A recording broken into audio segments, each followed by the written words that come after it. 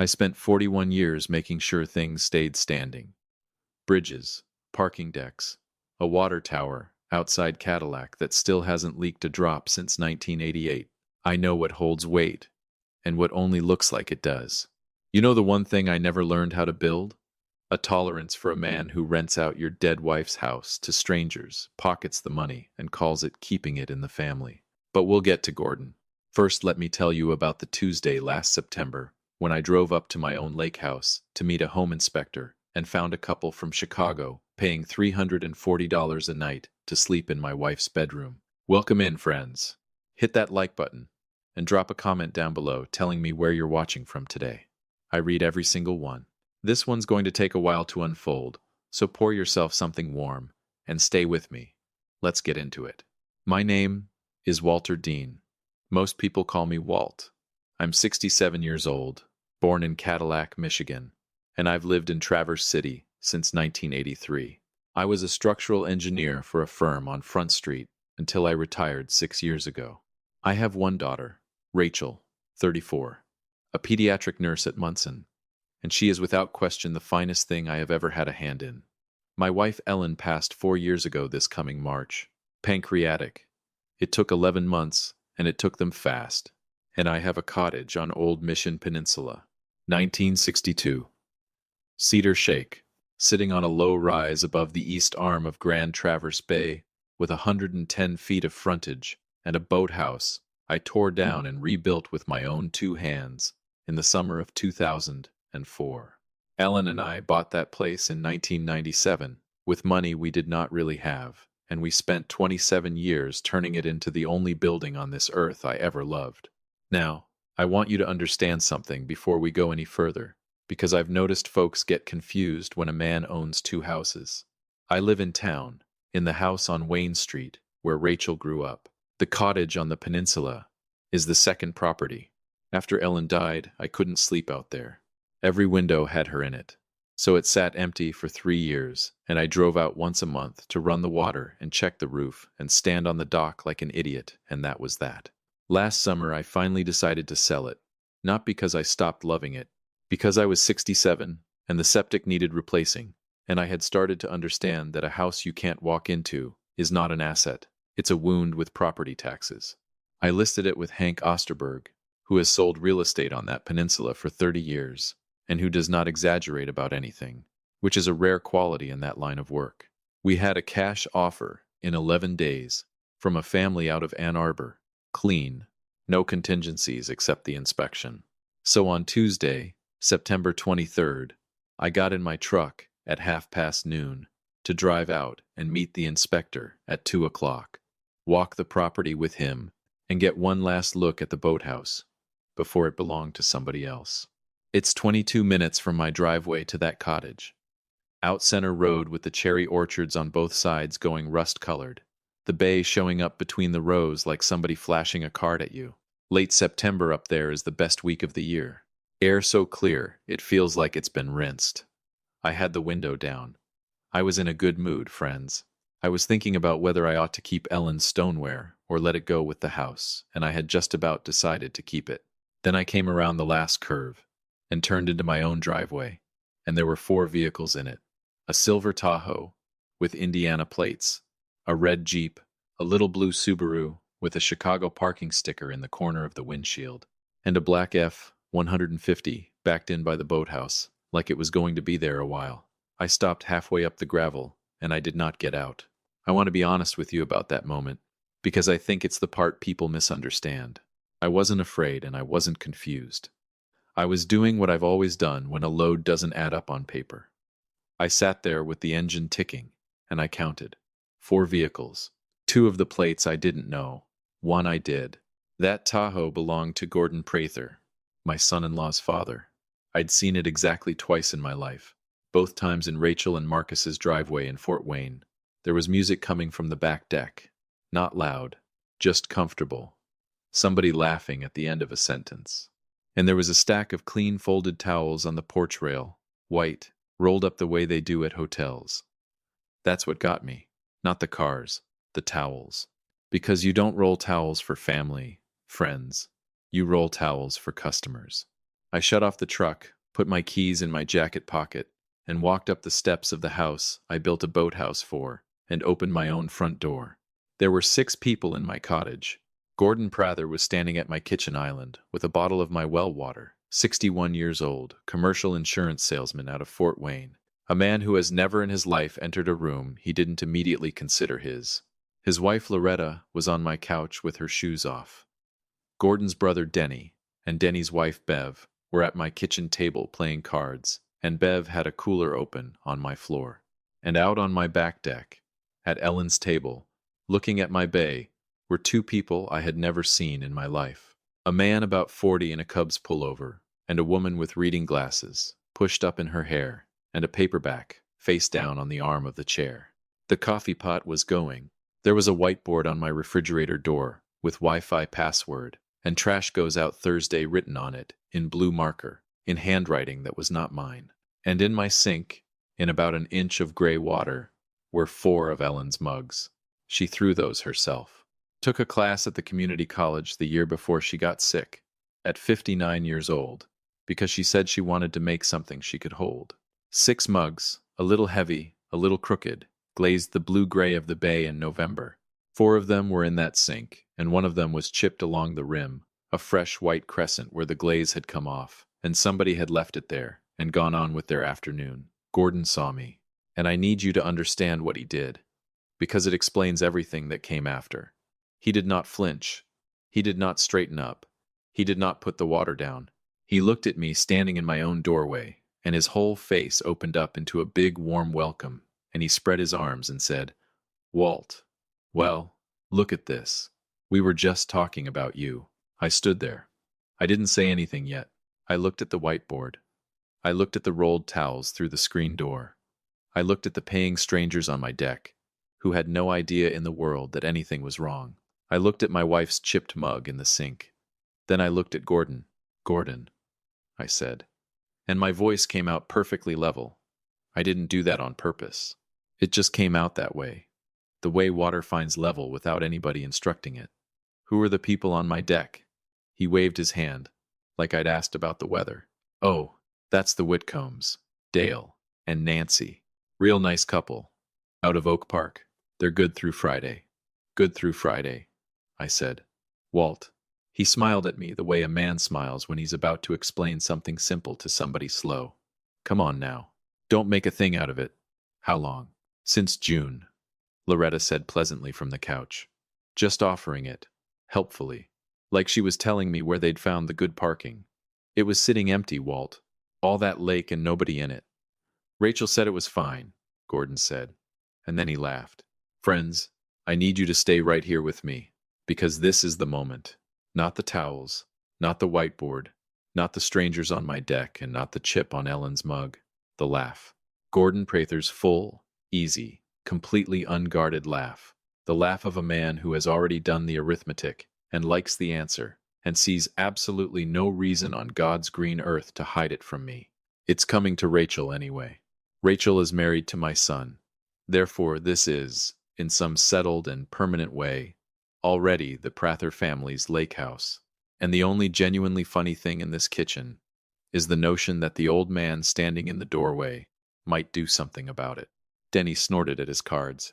Bev said, "Oh, Gordon, the way you say it when you're not actually asking somebody to stop." I let it finish. I didn't interrupt it. I didn't rush it.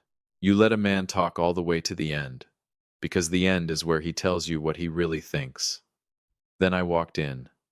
Not fast.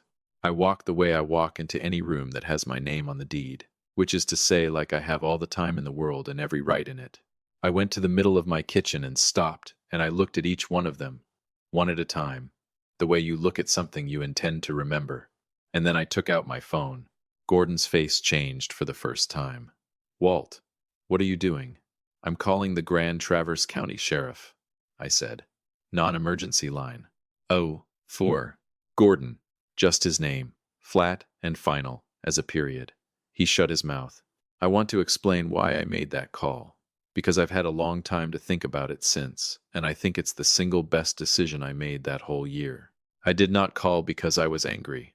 I've been angry before, and it never once made me any money. I called because there were two innocent people sitting on my deck who had paid somebody $340 a night, and because there is a difference between a family argument and a crime, and the only way to make sure that difference exists on paper is to have a deputy write it down with the date on it. Everything that came later, every single thing, stood on top of that phone call.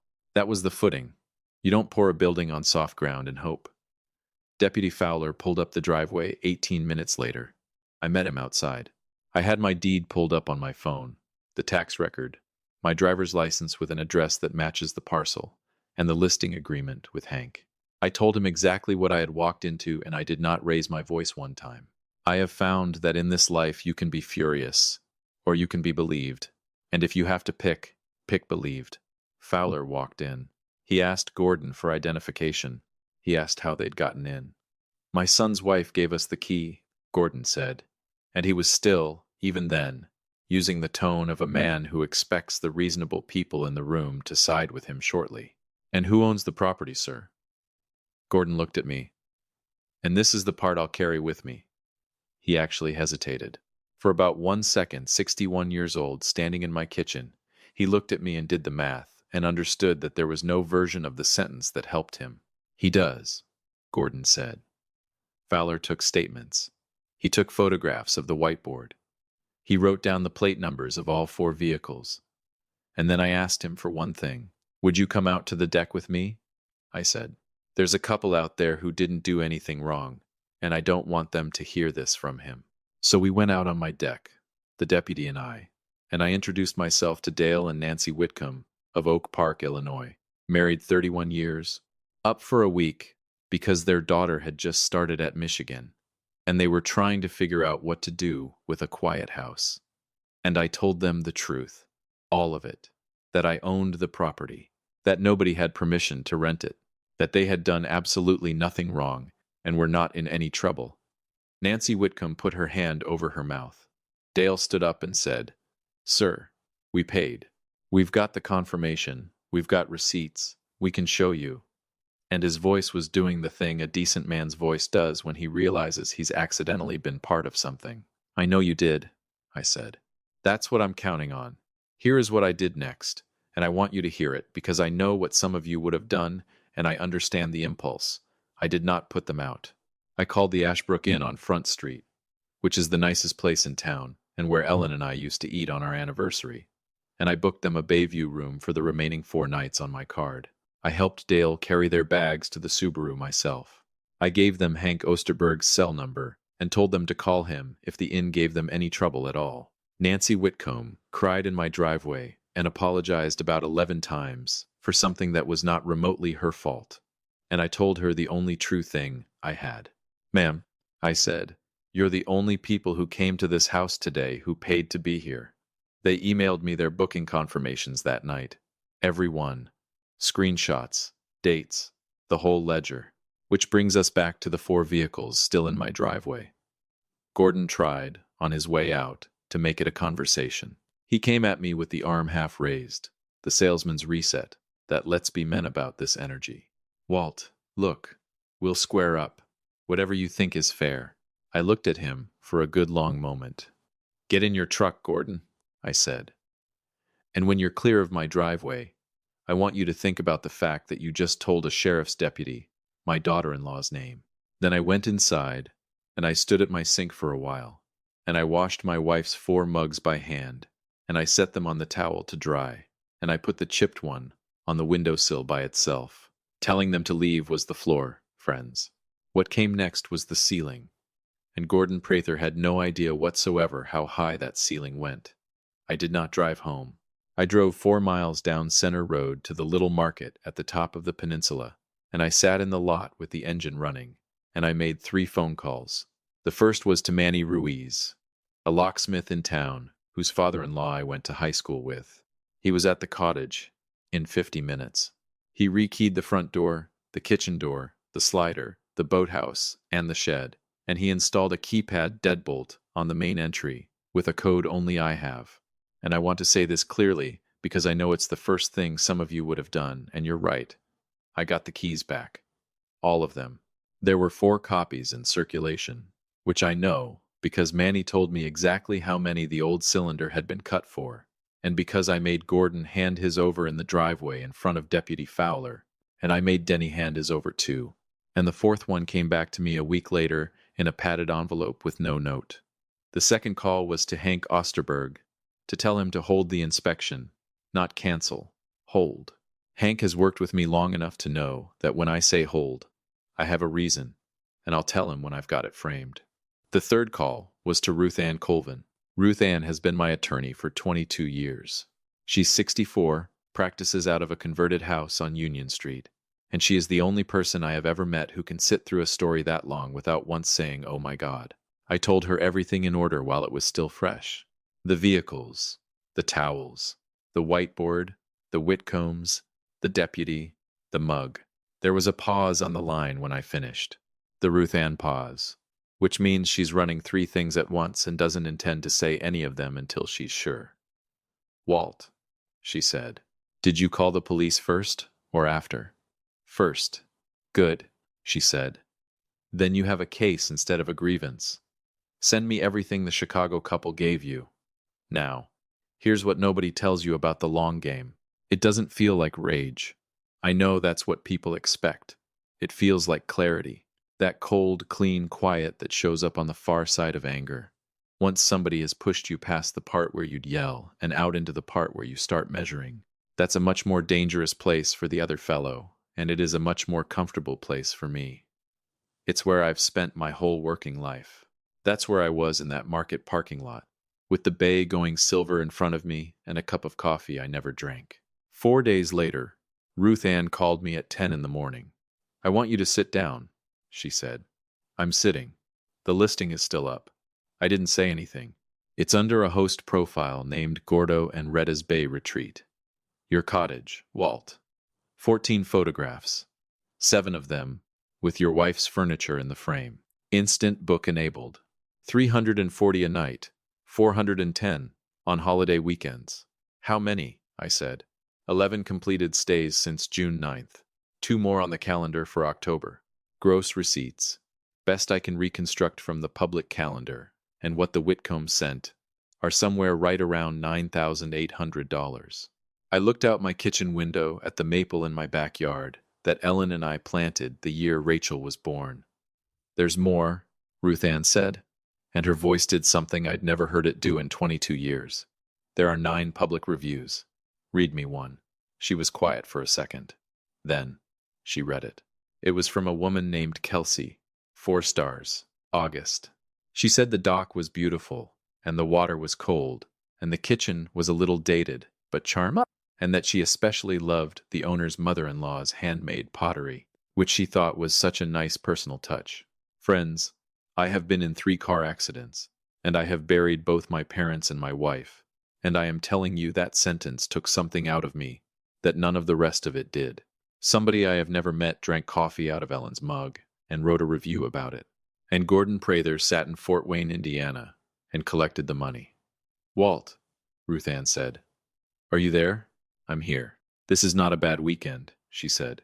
"This is 4 months. This is a business. That has implications that go a long way past a family argument." "Build the file," I said. "Already started. Here is what went into that file over the next 3 weeks, and I want you to pay attention to every piece of it, because every piece did a job." A certified copy of the sheriff's incident report, dated September 23rd, with the plate numbers and the statements.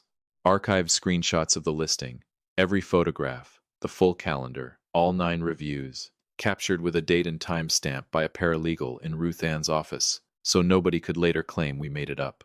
The booking confirmations and payment receipts from Dale and Nancy Whitcomb, provided voluntarily in writing. My utility records showing the electric bill on that cottage running 4 to 6 times its normal empty house baseline from June through September. That was $291 I had already paid, so that strangers could run my air conditioning. A written statement from a neighbor, 2 lots down, Carol Vandenberg, 71, who had noticed different cars every week all summer, and had assumed, reasonably, that I had finally decided to make some money off the place, and a formal demand letter, sent certified mail with return receipt, to Gordon and Loretta Prather at their home address in Fort Wayne, laying out unauthorized occupancy, unauthorized commercial use of the property, unjust enrichment in the amount of $9,840, plus utilities, plus the cost of rekeying, plus the 4 nights at the Ashbrook Inn. I did not warn Gordon it was coming. I did not call Rachel. I did not call Marcus. I sealed it the same way Ruth Ann sealed the envelope. Clean, complete, sent. And there was one more piece, and this is the one that I suspect Gordon still thinks about at 4 in the morning. Ruth Ann brought in my accountant, a woman named Priya Bhatt, who has done my taxes since 2009, and Priya explained something to me very calmly over the phone. Money is money, friends. If a man collects $9,840 in rental income, that is income. It doesn't stop being income because he collected it on a property that wasn't his. The platform generates a record.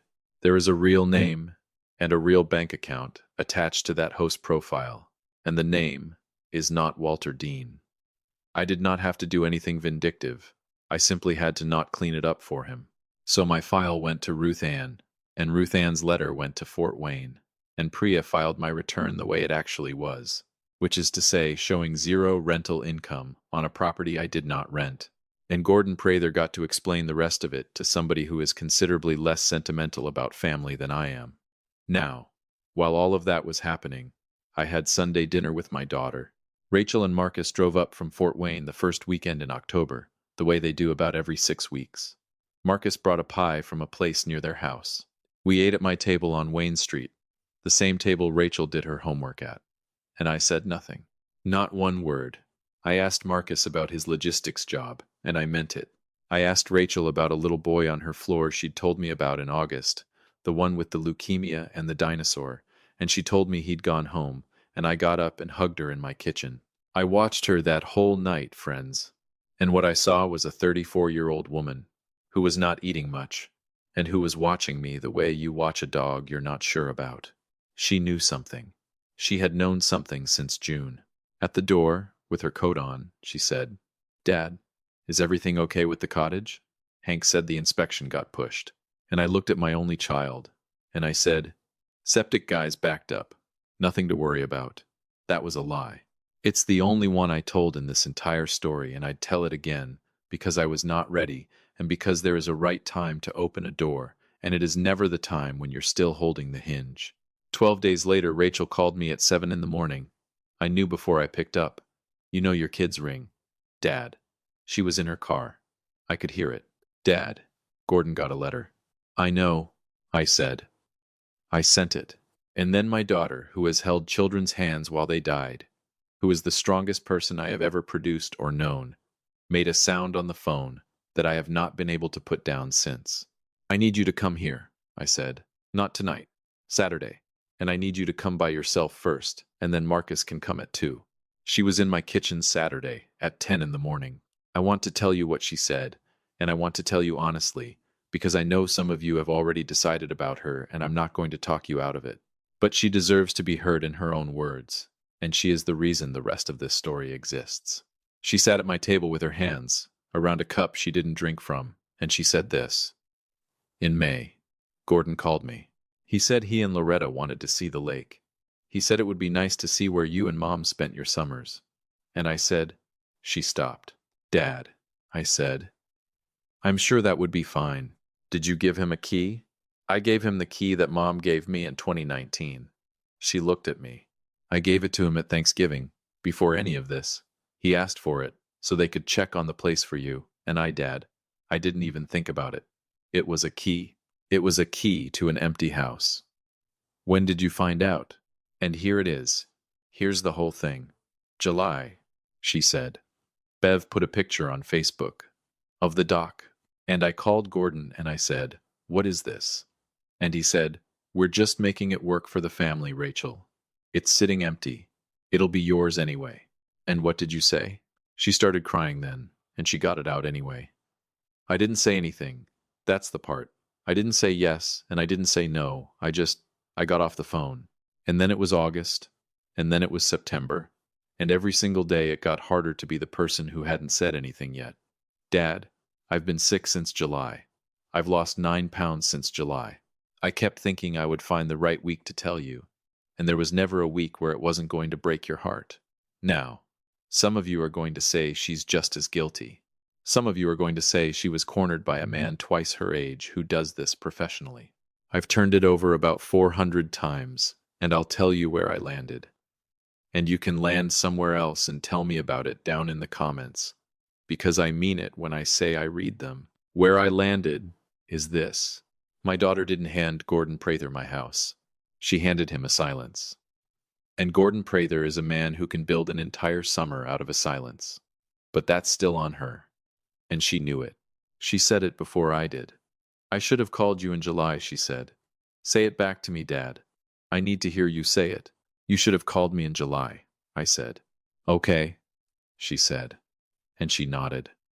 And she wiped her face with the back of her wrist the way she's done since she was 9 years old. And then I said the other thing, which was harder. Rachel, look at me.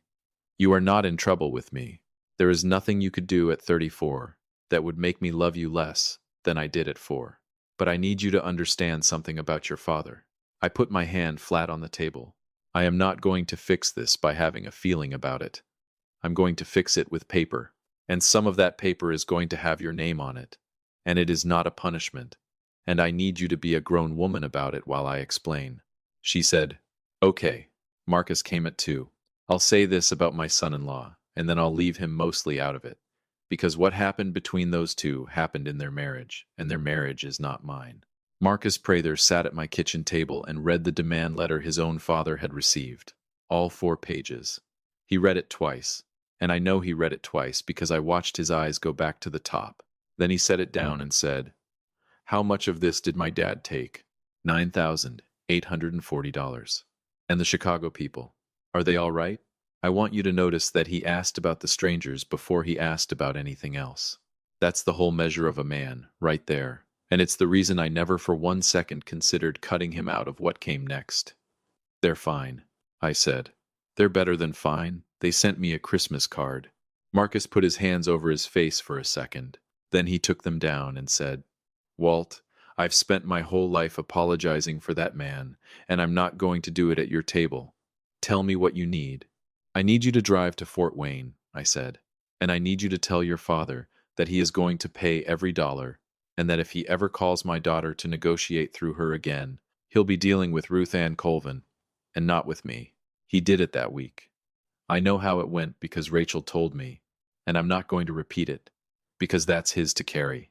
Gordon paid, not all at once, and not gracefully, $9,840, plus $291 in utilities, plus $410 to Manny Ruiz, plus $1,460 for the Whitcombs' 4 nights at the Ashbrook, $12,001 on a signed repayment agreement drafted by Ruth Ann in 11 monthly installments, with a confession of judgment attached, in case he got creative.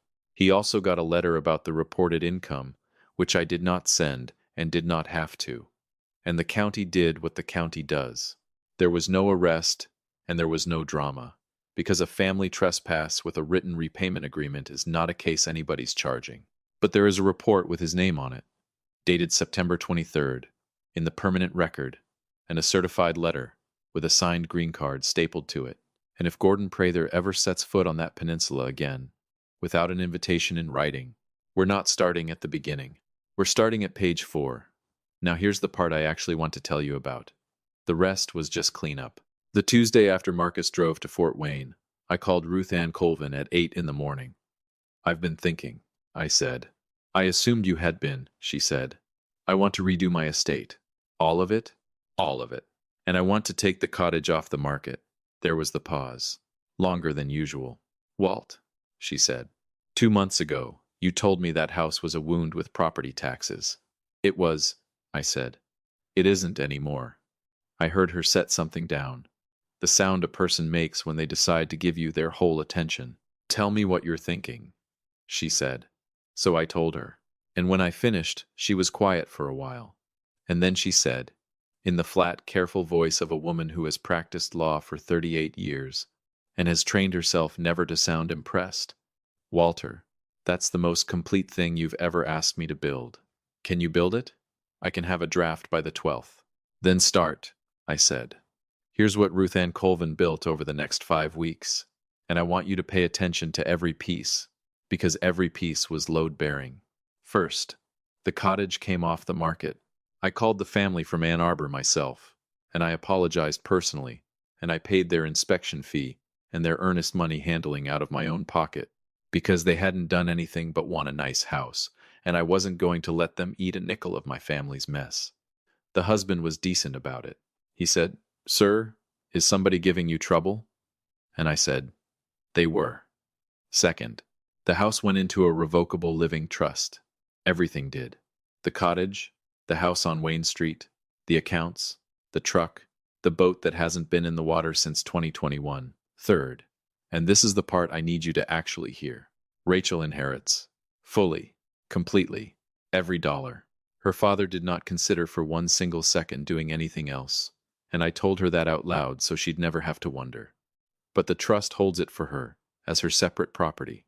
It is distributed to her, in her own name only, and Ruth Ann wrote in the standard language, a good attorney writes, that trust assets are never to be commingled into joint accounts or joint title, and that the trustee has discretion to hold and distribute, rather than dump a lump sum on a Tuesday.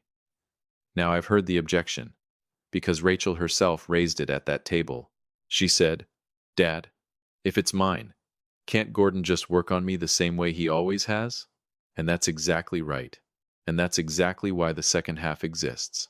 There's an independent co-trustee, not Rachel, not me, a corporate trustee at a bank in Grand Rapids that has never met Gordon Prather and never will, and whose entire job is to say the word no so that my daughter never again has to be the one who says it. That's the whole point, friends. Every bit of it. I didn't build that thing to keep money away from anybody. I built it so that the next time somebody looks my daughter in the eye and says, "It's coming to you anyway," she can say, "It's not mine to give," and mean it, and hang up the phone, and go to bed. Fourth, the Ellen Deane Legacy Fund, funded separately, out of my brokerage account, designated exclusively for the education of my grandchildren. I don't have any yet. Rachel and Marcus have been trying for 2 years, and it hasn't been easy. And that is theirs, and I don't discuss it.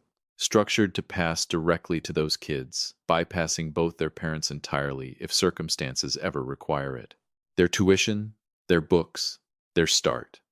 Money that cannot be borrowed against, leaned on, or talked out of anybody by a man in a Tahoe. And Rachel asked the good question. She asked, "Dad, what if there aren't any?" And I had an answer ready because I'd been thinking about it since the first week of October. If there are no grandchildren, the entire fund converts on my death into an endowed scholarship at Northwestern Michigan College, in Ellen Deane's name, for students going into nursing. Ellen was a dental hygienist for 31 years, and she took a pottery class at 59 because she wanted to make something she could hold in her hands. Nobody's going to get nothing, is what I'm telling you. It's just not going to be Gordon. Fifth, I sat down with Rachel and Marcus in Ruth Ann's office on Union Street on a Thursday in November, and we went through all of it, page by page, out loud, in front of each other, and I answered every question either of them had, until there were no questions left. No surprises. No reading of the will after the funeral. No cousin finding out something at a graveside. I have been to 4 of those, and I am not going to be the cause of a 5th. Marcus asked the sharpest question of the day. He said, "Walt, does this document say anything about me?" And Ruth Ann said, "It doesn't name you, Mr. Prather, and it doesn't exclude you. It names Rachel, and it names her children." And Marcus nodded slowly and said, "Good." Rachel signed. And when she set the pen down, she looked at me, and she made a sound like she'd been holding her breath since June, and I understood something in that second that I hadn't understood the whole time I was building it. She wasn't upset. She was relieved. The bone-deep relief of a person who has been carrying something with no name on it, and has just watched somebody else name it out loud, and set it down on a table, and take it off her. Then Marcus reached over and put his hand on top of hers without looking at me for permission, and I decided right there that my daughter was going to be fine. I did close on nothing that fall, and I want to tell you what I did instead. because I know some of you are waiting for me to sell the house and stick it to somebody. And I'm not going to.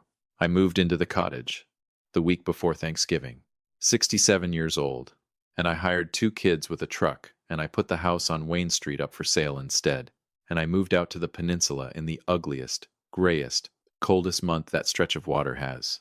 Because here's what I finally worked out. Standing in that kitchen washing my wife's mugs while a deputy took plate numbers in my driveway. I hadn't been able to walk into that house because every window had Ellen in it. And then a man from Fort Wayne walked in and rolled towels and rented her out by the night to strangers and put a whiteboard on her refrigerator. And it turned out I could walk in just fine. It turned out I could walk in and stand in the middle of the room and dial a phone with my hand completely steady. That house wasn't a wound, friends. It was just empty. And empty is a thing you can fix. I put a new stove in. I insulated the boathouse myself, which my knees have opinions about. I take a cup of coffee down to the end of the dock most mornings, even in February, and I drink it out of a heavy, slightly crooked, blue-gray mug that my wife made with her own 2 hands at 59 years old. The chipped one sits on the windowsill over the sink where I can see it. I've thought about gluing it. I'm not going to. Some things you keep the mark on, so you don't have to keep the story in your head. Gordon Prather came here once, last April. Drove up from Fort Wayne without calling, which tells you everything about how much a man learns from $12,000. He stood on my porch with his hands out of his pockets for once, and he said he wanted to explain himself. And I let him in. I want to be clear about that. I let him into my kitchen, and I poured him a cup of coffee, and I sat him down at Ellen's table, and I listened to a 62-year-old man explain for 11 minutes how it had gotten away from him, how it started as one weekend, how Loretta had wanted to see the water, how it was never about the money, and then somehow it was only about the money. And when he ran out, he said, "Walt, I need to know if we're square." And I said this, and then I took his cup, and then he left. I said, "Gordon, you're paid up. That's not the same as square. Square is what you have with a man you can still surprise. You spent one summer turning the last thing my wife made into a line item, and you did it because you looked at my family and saw a balance sheet with a slow-moving asset on it. So no, we're not square. But you're paid up, and you're welcome to the coffee, and this is the last cup you'll drink in this house." He didn't argue. I think he'd known before he knocked. And I'll tell you the last thing, because my friend Charlie Dupree asked me about it in the boat this past July, when the water was finally warm and we weren't catching anything. He said, "Walt, be honest with me. Was any of it worth it? The lawyers, the letters, all that paper. You didn't even get the satisfaction of yelling at anybody." And I told him the truth. I built things for 41 years. Every one of them is still standing, and not one of them is still standing because I was angry at it. They're standing because somebody sat down before anything got poured and figured out where the load was going to go and then put steel exactly there. Love's the same. Anybody can love their kid. Loving your kid is free, and it's easy, and it doesn't require you to do one single difficult thing. Protecting what you love is the expensive part. It's the part with the paperwork, and the awkward Thursday in a lawyer's office, and the hard conversation with your daughter at a kitchen table on a Saturday morning. And a man who builds something and then doesn't protect it hasn't loved it. He's just been careless in a way that looks nice from the outside. Gordon Prather sits in Fort Wayne, Indiana, with a repayment agreement in a drawer and a sheriff's report with his name on it and a daughter-in-law who will never take his call about money again. He knows what happened. He gets to live with it every day for free. And I sit out here at the end of a dock on Old Mission Peninsula, in the house I refuse to sell, drinking coffee out of a crooked blue mug, with a fund waiting patiently in Grand Rapids for grandchildren who don't exist yet. Well-built things wait. That's what they do. If this one meant something to you, do me a favor and hit that like button and subscribe if you haven't. And drop me a comment down below and tell me where you're watching from today. And tell me honestly what you'd have done in that kitchen, because I'd like to know. I'll see you on the next one.